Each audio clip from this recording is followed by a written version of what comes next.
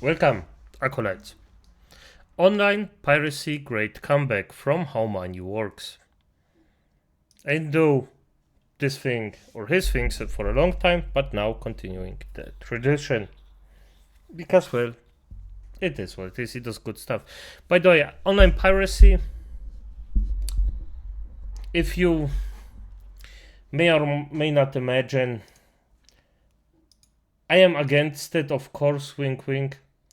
But I also understand that if you don't own the games you buy, there cannot be any piracy. So that's at least how I think. Maybe it's wrong, but hey, who knows? The 2010s were the golden age of piracy. BitTorrent accounted for a third of all internet traffic. LimeWire had more monthly users than Facebook, and the Pirate Bay was the only video store in town where you were sure to find what you were looking for. Hypothetically, of course. The world was slowly switching from physical to digital media, and even people who weren't particularly tech-savvy realized that digital goods could be replaced endlessly with practically zero marginal cost. At its peak, 95% of all music downloads were pirated because it had become cheaper and, above all else, an easier way to fill up large digital libraries that were being made possible by cheap digital storage. But then, it just stopped. Since 2012, the internet has gotten faster, storage has gotten cheaper, and people have become more comfortable with computers, which should have just accelerated a growth trend. But it didn't. Since 2015, peer-to-peer file sharing has collapsed in popularity, and you might think you already know why. Streaming services like Spotify and Netflix were just a better, easier, and safer way to access content. And now, as these services have become markedly worse and simultaneously more expensive, piracy is making a comeback. Yeah, and by the way, it makes sense. Especially these days, I'm gonna be honest, piracy should be legal to a certain degree, because and it's only because, now hear me out, it's only because of the games that you buy that could be total junk. It could be total freaking nothing burger. It could, like, they could lie and lie and lie in the depiction of the entire thing. And the thing is, you can't defend yourselves otherwise right now. If you could give the game back, like in Steam, we have a different point, but this isn't the case. So yeah, I would say it should be legal just in the context of try it out, like a demo, to a certain degree, and then buy the entire thing. But hey. It seems pretty simple, right? The only problem is that's not the whole story. Realistically, these companies knew this day would come. It was just really important that they could pretend it wouldn't. For a lot of people, they've decided it's time to cut back. But legitimately, it might be time to cancel some subscriptions, and I'm probably gonna have to cancel some. Some of them I'm not using, and it's just wasting money. There's so many of these, it's hard to keep track. At that point, that's an adversarial relationship. I don't want to pay people to enter adversarial relationships. We aim, as I said, for this business to be a growth business for the company with margins that our shareholders will feel good about. So what really made piracy go away and what's really bringing it back might sound simple, but there's actually a bit more going on. First and foremost, the majority of people actually would like to acquire their media legally as long as it was easy and not ridiculously expensive. Most reasonable people understand that it costs time and money to produce a song, film a movie, or develop a video game, and the people involved in these projects do need to be compensated or else they are just not going to make them. Even people who frequent the high seas, so to speak, know this better than anybody else. A survey coming out of Australia at the peak of online piracy found that people who pirated content were actually more likely to pay for it if it was available. In a finding that really ages the study, online pirates were far more likely to pay for movies and music through iTunes or QuickFix. This was because people who pirated content were just more likely to consume content overall, and most of them would only make the trip to the Bay if they couldn't find what they were looking for more legitimately.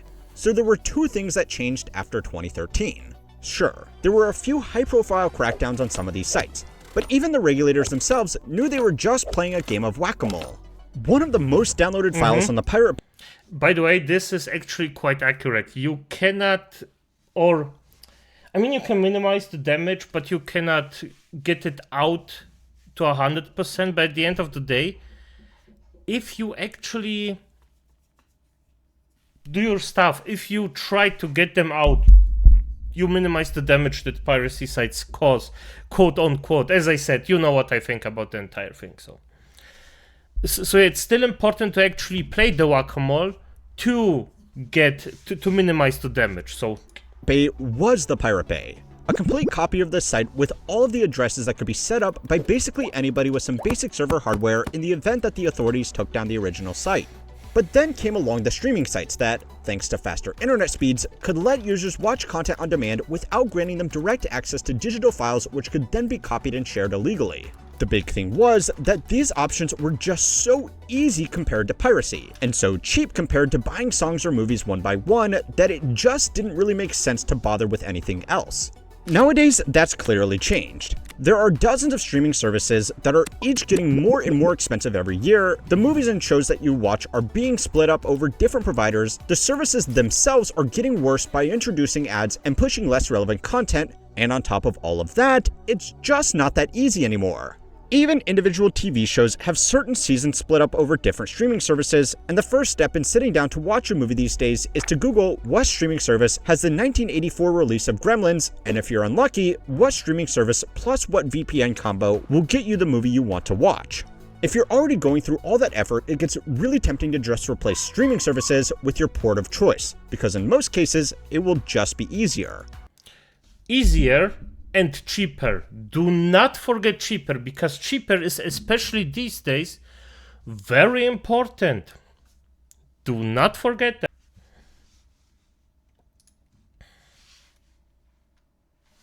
So yeah, streaming services were cheap and easy, which killed the need for piracy. But then they slowly became expensive and terrible, which brought it back. Pretty straightforward, right? Wrong. It's easy to write this whole thing off as just dumb companies being needlessly greedy to their own peril. And while that's definitely part of the problem, there is a lot more to it than that. Music streaming by comparison is decent. There are multiple services, but almost all of them have almost all of the music that you would possibly be looking for. As a result, nobody really bothers to pirate songs anymore, which is particularly impressive when you remember that just 15 years ago, 95% of music was being downloaded illegally. Artists have not been thrilled about the lower revenue they have got from streaming versus physical album sales, but most of them still go along with it because even a small share of something is better than most of their music being accessed for free. This raises a potentially unpopular idea, that it might not be streaming that's broken, it might be the movie industry that's broken. The golden age of streaming was never going to last because it was never meant to last. So it's time to learn how money works to find out why piracy is really making a comeback. This video was made possible by iScanner. I was sorting through some old receipts for tax season, trying to remember which ones I still needed to file. And of course, one of the important ones had coffee stains all over it. The text was barely readable. Classic me. That's why I started using iScanner. I just scanned the receipt and it used AI to clean everything up. It straightened the page, fixed the lighting, and even removed the worst of the stains. I could finally read the numbers again, and drop the PDF straight into my records. Since then, it's kind of become my go-to. Whenever I'm scanning documents, notes, receipts, or even something my dog got his teeth on, iScanner makes it super easy to salvage whatever's left and turn it into something useful. It's fast, it works across all my devices, and the free version actually does what I need, including editing, signatures, and storing everything in one place. Check it out with the link below, and make your paperwork just a little less painful. Netflix is the most dominant movie and TV streaming service in the world. It has over 300 million paying subscribers, and unlike a lot of its competitors, it's actually profitable. But from its very first days of online streaming, they knew they would eventually lose people back to piracy. They just really didn't care. And to see why, I'm sorry, but you are going to have to look at some financials. Last year, it made $8.7 billion in net income after taxes, which is extremely impressive, but it still makes it hard to justify the valuation of more than $500 billion. At that rate, shareholders would need 57 years for their investment to pay off, which is not a reasonable bet for a company in an industry that has only been dominant for a decade. 57 years ago, watching a movie looked like this. And in another 57 years from now, it's highly unlikely that we will still be watching movies through the current selection of streaming services. Now, most investors... That's actually quite true. A lot of people think that their thing will hold until the end of time. Nothing does, acolytes. That's the, I would say, beauty of it. Even the biggest empire falls at one point and just well, disappears. Future generations might remember it to a certain degree, but it's not a guarantee. So, and it's actually quite something beautiful, if I'm gonna be honest. You just have this repeating cycle of life, death, being reborn, and just having something new all the time. We still should F everyone over that actually does the thing, so that's that. But hey, let's continue. Investors in this company aren't dumb. They know that Netflix can't make their money back with its current structure. What they are banking on is being able to offer a cheaper service that they can charge more for in order to fatten up those margins. Let's not talk about my margins, by the way. Being nice and fat, that's a nice shirt. Do they make it for men? Anyway, cutting content, raising prices, and pushing strange features like mobile games within the app are not some surprise new rollout. They are part of a development plan that the company knew it would have to implement since it started offering online streaming. It would just be a lot better if they could do it without competition. Now, on the expenses side, there is some good news. As technology improves, network infrastructure has become cheaper for the same capacity, which means the actual cost to stream videos to users is getting better every year. Netflix's cost of revenue adjusted for inflation has actually been stable since 2022, despite adding almost 100 million new users in that time. Included in those costs are the aforementioned servers and network infrastructure, but it also includes the cost to license and produce their own movies, TV shows, and games. Another big reason their costs have been improving is because they just aren't licensing as much content as they used to, and that's for two reasons. The first was a business decision to cut down on a cost, especially for content that wasn't drawing in new users. The second reason is simply because they can't get their hands on as many titles anymore, because independent studios have made their own streaming services and want to keep their biggest IPs exclusive, so they can force users to either switch to their platform or shell out for 2 or more streaming services. Netflix is slowly producing its own titles, but that hasn't caught up to the content they are losing from licensing. So then why does this mean that Netflix doesn't care about piracy? Well, publicly they say they do, of course. But piracy is going to hurt their competition a lot more than it's going to hurt them. If people can't find a movie or show on Netflix and then give up and pirate it, that didn't really cost Netflix any money, because the vast majority of content out there wasn't theirs to lose, and they most likely didn't spend the money producing it. A 2023 paper in the Journal of Economic Behavior and Organization titled Pirate and Chill found that when movies moved off Netflix to another platform, piracy of that content increased by more than 20%. Now, first and foremost, that's an amazing name for a professional journal article. But apart from that, it showed why Netflix hasn't been too concerned with online piracy. In a now infamous quote from the company's chief content officer, they said that in order for Netflix to be successful, we need to become movie studios faster than movie studios can become us. Piracy that disproportionately hurt legacy movie studios and their libraries of content was not something that Netflix would encourage. But behind closed doors, they certainly weren't too sad it was happening. Another way to think about this is that obviously Amazon isn't encouraging shoplifting, but it's a problem that hurts their competition far more than it hurts them. Piracy has also been a handy little tool throughout the company's history. Back in 2013, it admitted to using data from online piracy sites to find out what was popular and therefore what was worth licensing. Okay, so Netflix doesn't care about the rise of piracy, but what about the actual Hollywood studios? Well, they obviously do, and they crack down on IP theft with furious anger. But they are in a difficult situation. They could send piracy back to the dark ages by reconcentrating their content onto a single easy platform. But at the moment, that would probably be Netflix, which a company like Disney would obviously not be willing to go along with after investing so much in their own service. If they keep competing though, they are just going to make the experience worse for everybody and probably lose more ground to the high seas. Now, for these companies, this whole fight could not be happening at a worse time. There is a reason why music studios were able to play nice and make their content available just about anywhere while movie studios were fighting to the death. Music is simply much cheaper to produce, and there are far more sources of alternative revenue beyond just directly selling a song or an album. Artists don't make as much from streaming as they would from a physical album sale, but they can make it up in tours, merchandising, and other licensing deals. That's actually quite interesting. I never thought about it that way. The thing is, the music industry is very flexible at the end of the day. And I mean, yeah, it's cheaper to produce music, that's true. No, he's correct. It's way cheaper, it's way, well, quicker. And a movie like that, well, may not do as good. So yeah, true. Damn, I just realized. Music is the reaction thing of the world in the entertainment industry. Because think about it. Cheap, well, lazy, quote unquote, and it can bring a lot of revenue for the minimum amount of, work. That's freaking interesting. That's interesting. By the way, I'm not saying it's the same as a reaction. I'm just comparing those two to, to the way how I see it, how the industry could see music. And don't worry, I love music. Music is something beautiful. I wouldn't compare it to, or wouldn't say that it's the same as our reaction of SSS Sniper Wolf. So that's that.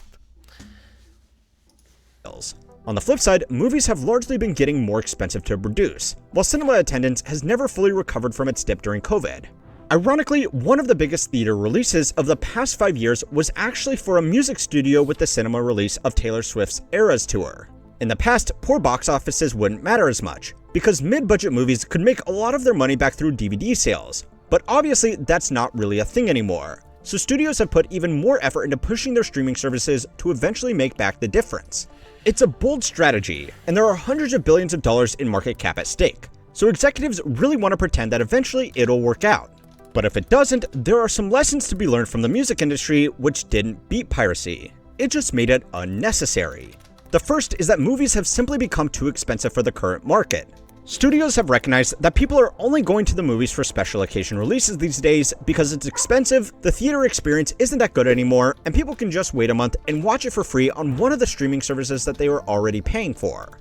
Instead of making the whole thing cheaper and putting less of their eggs in a single basket, they have doubled down on producing mega blockbusters. Of the 20 most expensive movies ever made, 19 of them came out in the last 10 years after streaming was already mainstream. These figures also only count the production budget, not the marketing budget. And on the revenue side, the box office doesn't include the share paid out to movie theaters. With even extremely generous estimates of those arrangements, only about half of these releases made their money back. And some in particular, like the Marvels, Snow White, Dial of Destiny, and the latest Mission Impossible movie, are shaping up to be catastrophic losses. So far, studios have been able to justify these flagship productions to their investors by talking about their IP value, which can later be extracted by bringing in customers to their streaming platforms. But that isn't really happening. Customers who join because they want to watch a single movie didn't tend to stay subscribed for very long compared to those who enjoy a deeper library of mid-budget movies or TV shows. I don't know about you, but I tend to take my subscription to whatever streaming service is hosting The Office this month. These huge productions also put more strain on the business as these losses have to be made up somewhere, and that is more often than not increased prices, more ads, and worse overall service. Now, I would forgive you for not feeling too sorry for Hollywood studio executives, but they are really in a no-win situation here. The harder they push back against the changing media landscape, the harder they push people towards the high seas. So anyway, now might be a good time to shamelessly plug that these videos are being made available ad-free on Spotify. So if you would prefer to listen in or watch it over there, I have left a link in the description. And if you think it's just streaming services that have been getting so bad, go and watch this video next to find out why making junk makes so much money. But I reacted a bit low to this one, but I don't know. I think it's okay. But how money works is just so interesting. I'm gonna look this even if I watch him. After I watch him, I just go in and look up the stuff myself, and he's a lot of the times just so on point with the things that he says that it's a bit scary. Well, not scary. It's incredible that this man can actually do his stuff without, well, I mean, just being on point, doing the stuff, being correct, and still bringing the news not in a quote-unquote entertaining way. No, it's entertaining, but not in a scream, flashes, blah blah way. it's still entertaining, and he just gives the information in a way where I personally can easier, well, as for Darwin, I just love the way he does it. I just love it. And I am grateful to the acolyte that actually recommended me to him. Because I'm watching this guy in my private normally. But hey, time to actually say what I think about Piracy, I guess. As it is, acolytes, good night.